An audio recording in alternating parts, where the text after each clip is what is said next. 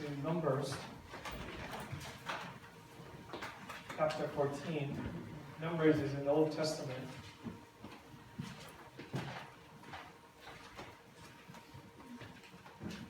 Numbers chapter 14.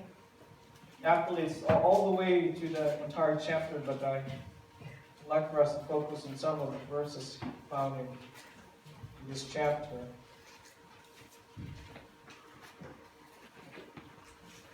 Numbers 14. We are doing a series on the topic about the favor of God. And we have declared that this year will be, as we move on to 2016, that this will be the year that we see God's favor. We do not seek anything else but the favor of God. What does it take to be favored by God? It's a very difficult question. Okay, Pastor, we seek God's favor. We pray for it. With all of our heart, we seek it. But then, how does we know that we are favored by God? And I was, at the beginning of the study, I was asking this question, how do we know that we are favored by God?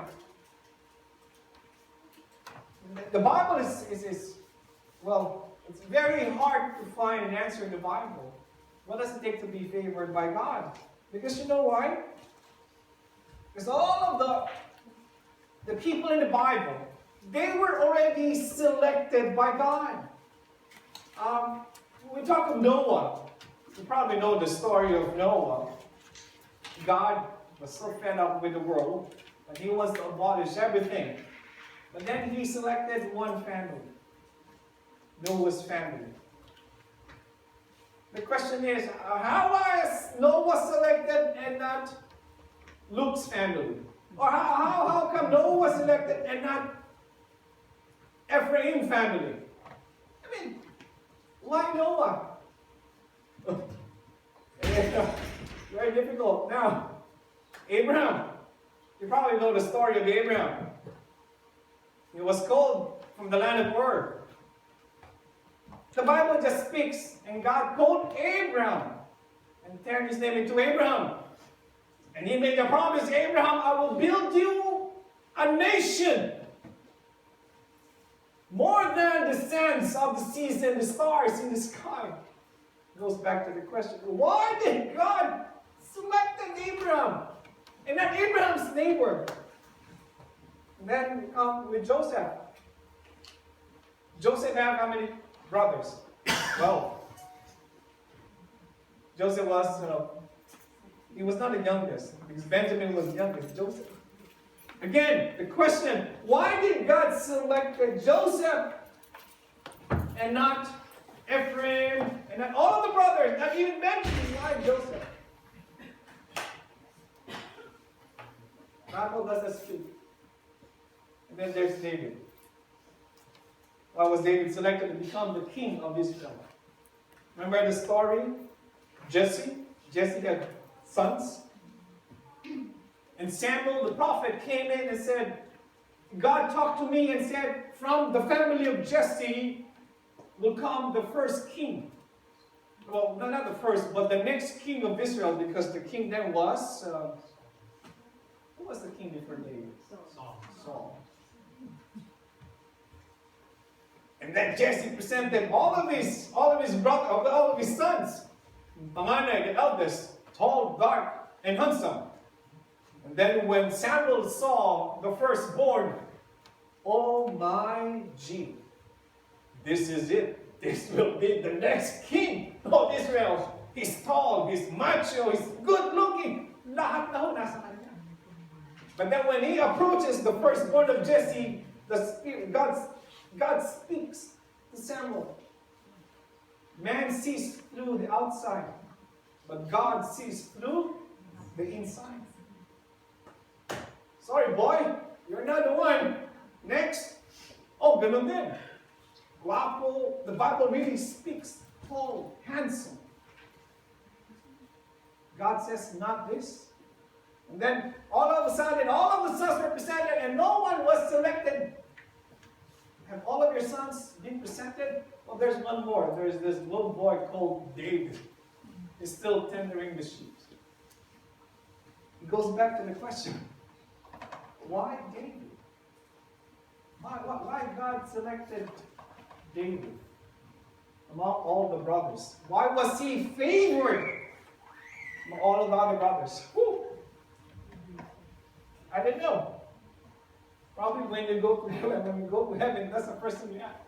God, why is it that you selected Noah and not Noah's neighbor? Why did you select Abraham and not Abraham's brother? There's also the story of napakadami po.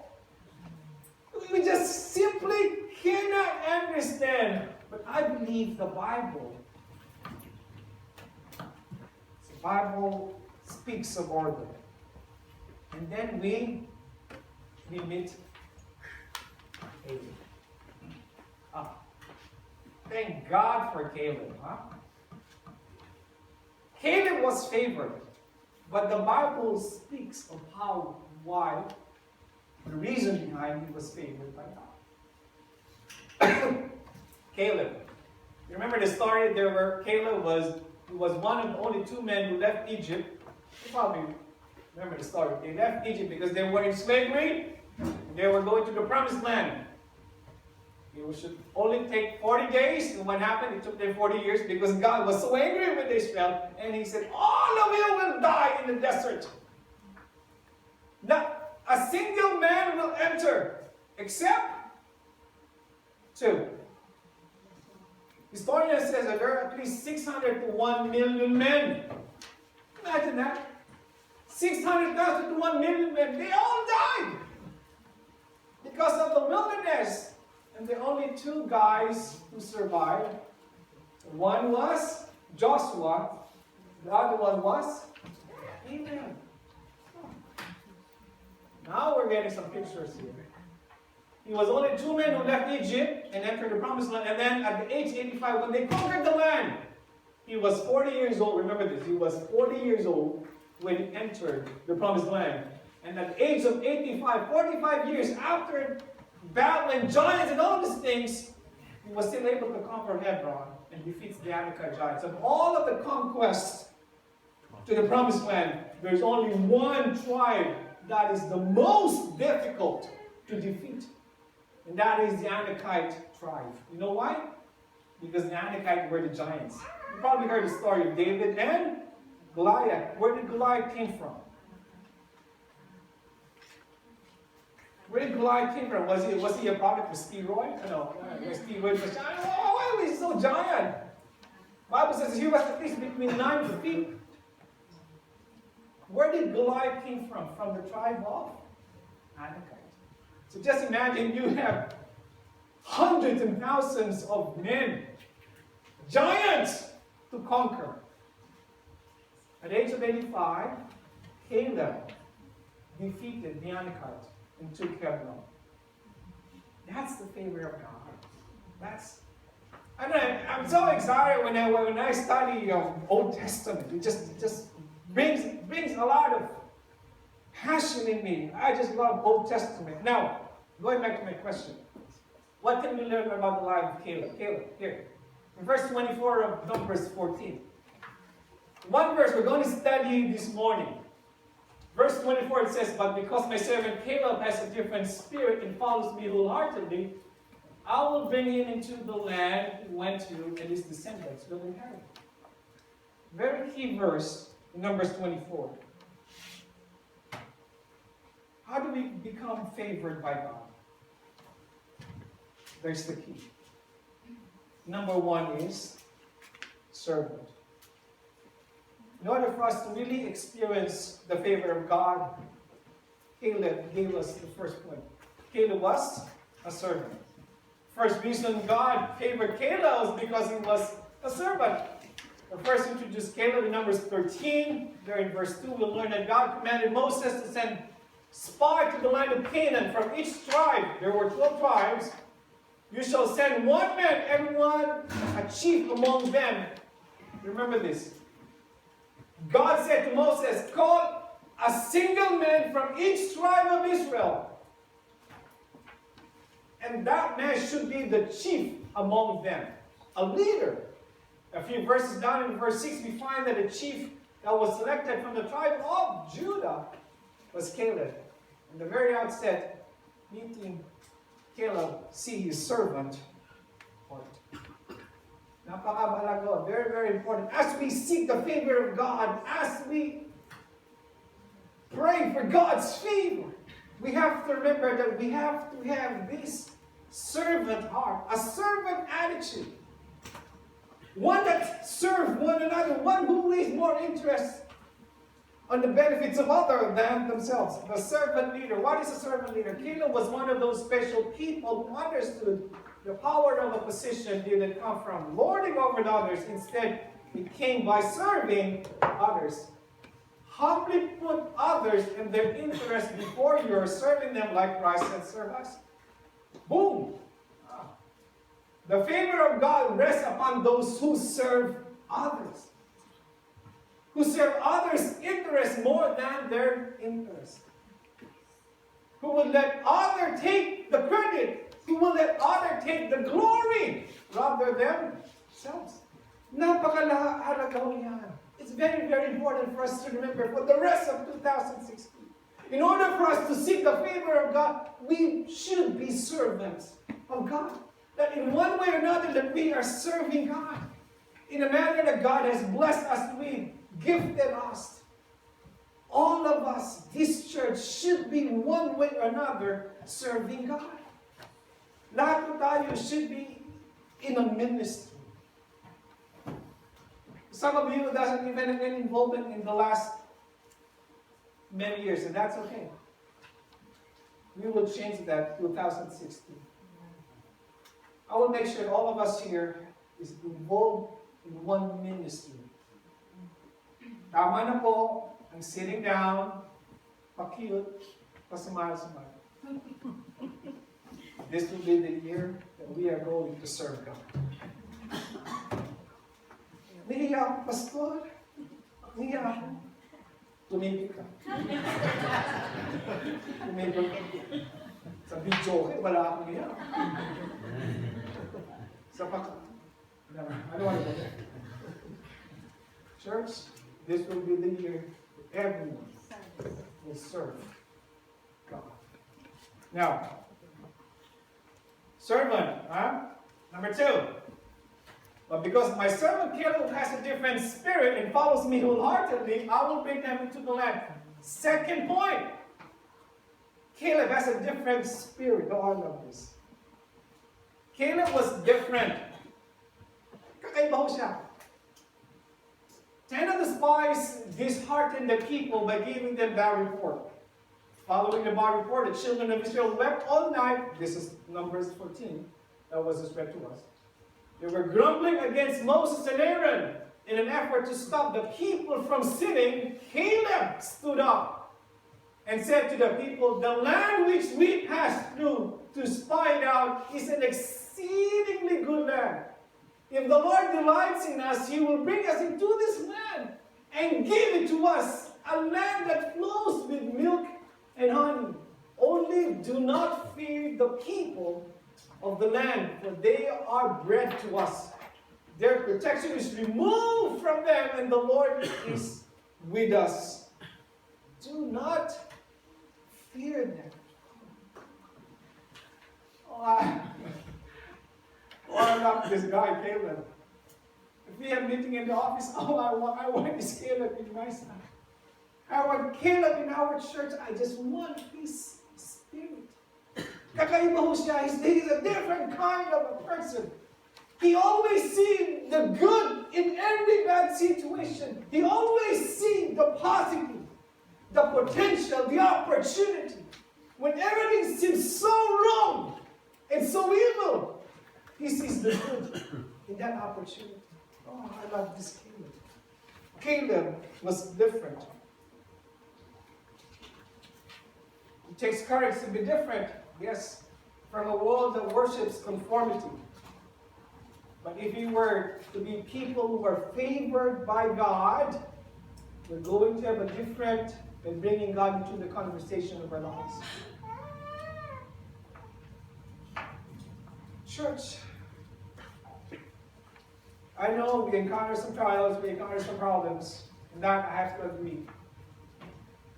But let us not remove God into the conversation. Yes, we missed this goal. Yes, we failed. Yes, we committed mistake. Yes, we offended. Yes, we hurt. Aminin natin pumalpak. But in all of this conversation, we have to include God. God should always be in the conversation. Not only the problems, not only the mistakes, not even the opportunities, but let us include God in our conversation. Caleb brought God into the conversation by taking the land. Aside from Joshua, Caleb is the only person in this whole scene who is talking about God. Oh, I wish we could all read Numbers 13. That was the story of the report of the 10 spies. It was very discouraging. Very discouraging. But Caleb and Joshua, they saw the same thing. They saw the same land. They saw the same giant. They saw the same city. But they have a different view because why? Because they include God in the conversation. So church, whenever we are facing uncertainties, always include God. Always include God. In a lot of our prayers, napaka-imposible talagang masagot. There were some deadlines and all of these things, and all of a sudden, I just prayed. I don't know how can this be fixed, honestly. But in my prayer, I included God. Let's include God because God will fix this. So church, remember, always include God in the conversation. So, servant, remember that. Number 2, different. A different kind of spirit. Gumagawa na po ng ano. This is how Caleb's personality is showing us the favor of God here. Now, servant, different. Now, third, this is the last. Because my servant Caleb has a different spirit and follows me wholeheartedly, I will bring him into the land he went to and his descendants will inherit. Third, follows me wholeheartedly. Number 3, Caleb remained loyal. Loyal. God didn't favor Caleb because he was loyal, or because he followed him. He favored Caleb because the key word is he remained loyal to God. He remained loyal despite the fortified cities. He remained loyal in the face of the giants. He remained loyal in the face of strong nations. He remained loyal to fight, and he remained loyal even when his fellow Israelites were ready to stone him to death. Oh, God favored Caleb because Caleb stood out from the rest while their loyalty was failing. His loyalty to God remained intact. Church, this is very critical. We can be loyal to God at the beginning of our journey with life. We can be loyal when things are good. But the key here is remain loyal. The real challenge is to remain loyal. With the vast majority of our time being loyal to God is no problem. When life is good, when you have a work, yeah, I'm loyal to God. I go to church, I give my offering, I serve. My life is good. But when we are encountering problems, when life is not good, when we face financial woes, when we face sickness, when we face difficult consequences, we tend to give in. Our faith crumbles. Nawawala ho yung pagiging Kristiyano natin. And the first thing that comes to our mind is, let me do it my way. Church, the message this morning is so simple. Embrace God's favor and remain loyal to Him. When your loved ones left you, when work is so difficult.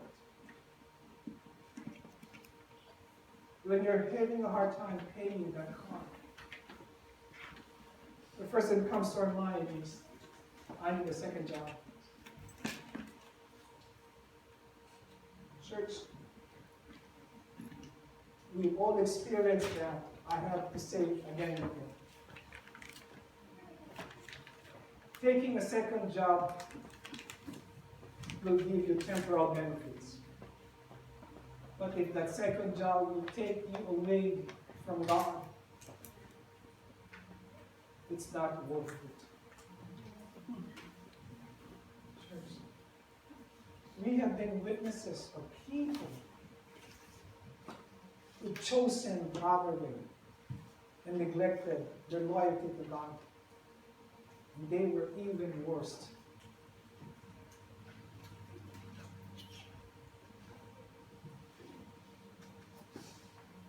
I don't want to use this as a true story.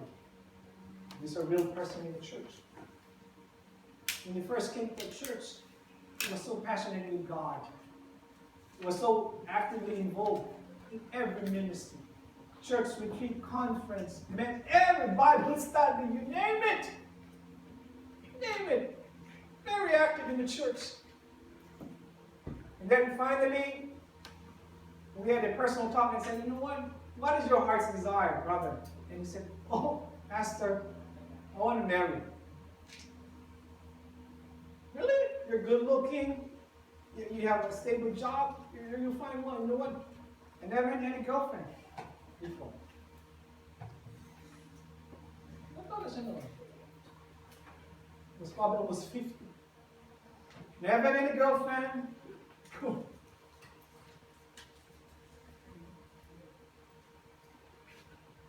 And then I said, you know what? Let's start praying. So remember, never forsake God. God will give you the desires of your heart, but never forsake God.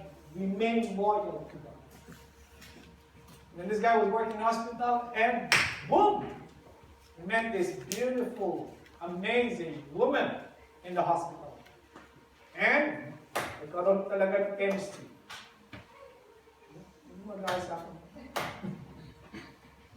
In the story short, they fell in love.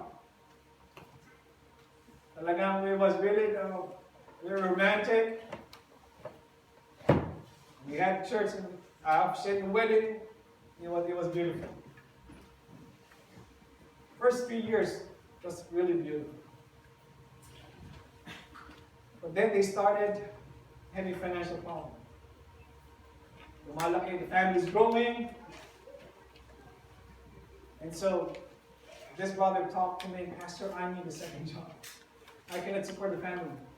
Okay, you can take a second job, but do not forget your job. Make the story short, no one knows the church. It's so easy to be taken away, huh? What happened was, he forgot his loyalty to God. Well, he earned a lot, but he also had a lot of expenses. Make the story short, the marriage crumbles.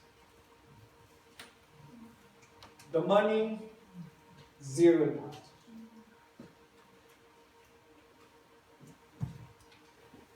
Then I told, what have you learned in your experience? Never forget God. Church, it is so easy for us to take things for granted when we are pursuing that we want to lose. That's why we have moments like this to remind us, remain loyal to God. I believed we can be favored by God when we became like Him, possess the God-favoring qualities. Will it be hard? Oh, yes. Will it be hard to have a servant attitude? Yes. It's difficult. Is it hard to become different? Yes. Is it hard to remain loyal? Yes. But I know that we are up for the challenge because God will not call us into it and accept it if He first hadn't empowered us to accomplish it. We have already been empowered by God to be different, to be servant, and to remain loyal. We just have to make the right choices. I know some of us here came from long places. We have to drive 2 or 3 hours just to be in the church this morning. And I'm so glad every time I see you in the church. And all of the, I know some of you even came from a night shift. Wala pa kayong tulog. But you are here because you know what? Let me take this moment because I love my God. I cannot even express my gratitude to you, brothers and sisters. But God will remember you with His favor. So, church, how do we seek the favor of God? Three things. Be a servant, be different, always include God in conversation, and remain loyal to Him. No matter what happens, no matter what happens. In good and not so good. Mountain, the valleys, whatever it is, remain loyal to Him. All God's people. Our gracious Heavenly Father,